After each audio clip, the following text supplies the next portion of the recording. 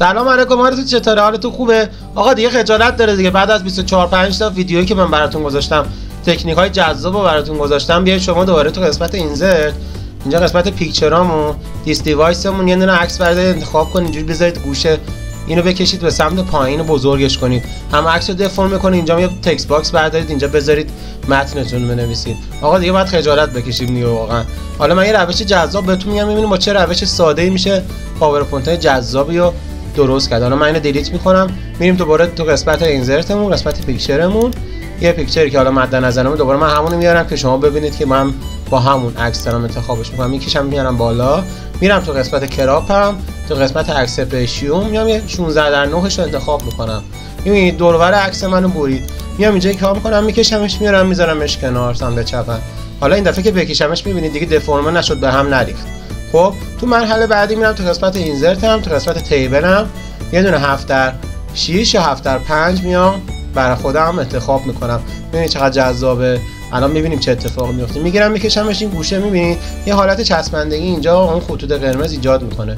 وقتی من اینو بکشمش میبینید یه چند تا مربع مستطیل به من میده که همه با هم اضلاعش متفاوت نیست دیگه، یکسانه. خب وقتی روش کلیک کردم میام تو قسمت فرمتش، تو قسمت رنگش میام نوفیلش میکنم، تو قسمت بوردرام میام چیکار میکنم؟ نو بوردرش میکنم. خب تموم شد رفت. حالا هر جا که مد نظرم رنگش تغییر کنه انتخاب میکنم که بزنم برای من سفیدش میکنه. حالا من هر جا من سلیقه‌ام اینجوریه، شما میتونید چیزای دیگه انتخاب کنین، جای دیگه‌شو انتخاب کنین. حالا من مثلا اینجا یه دونه دیگه میزنم، میارم اینجا برای متنم هم انتخاب میکنم تعدادیشو، بعد دوباره میام سفیدش میکنم. حالا چیکار میکنم؟ میرم تو قسمت اینزرتم، دوباره یه دونه تکست باکس اینجا اضافه میکنم. اوکی، تو تکست باکس هم میگه من اینو تکست باکس میذارم. اینجا میتونید تکست باکس بذارید و دیگه متنتون در اختیار خودتونه، اون متنی که مد نظرتونه میاد اینجا اضافه میکنه. حالا من اینو کپی کرده بودم، اینجا دوباره براتون میذارم که شما داشته باشید. ببینید الان من اینو گذاشتمش، حالا به عنوان متنی که مد نظرمه، حالا تعریف همین محیطه که اینجا من عکس گذاشتم مثلا. حالا من اومدم اینجا، میام حالا تو مرحله بعدی دیگه، گزینه بعدی دیگه مرحله آخرمون هست. میریم تو ترانزیشنامون، تو قسمت ترانزیشن وقتی بازش میکنیم تو این قسمت یه دونه چک بوردر داره. وقتی روش کلیک میکنیم این چه اتفاقی میفته؟ تموم شده رفت. خب متنمون رو که گذاشتیم دیگه مرحله آخر بود دیگه، چک بوردمون رو انتخاب کردیم، میتونیم بیایم تو این قسمت تنظیماتش بر اساس نیازمون، بر اساس سلیقه‌مون، بر اساس چیزی که مد نظرمونه میتونیم سرعتش رو کم و زیاد کنیم که این نوشته‌ها و این مربع‌ها خیلی جذاب‌تر بیاد.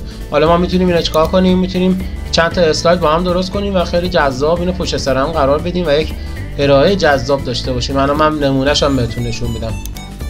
خب مثلا ما میام اینجا، حالا باز دو تا اسلاید دیگه درست کردیم، اینجا بهتون نشون میدم چه اتفاقی میفته. حالا همه رو با هم انتخاب میکنیم، دوباره میایم تو قسمت ترانزیشنامون، تو قسمت چک بوردمون و یه چک بورد به همشون میدیم.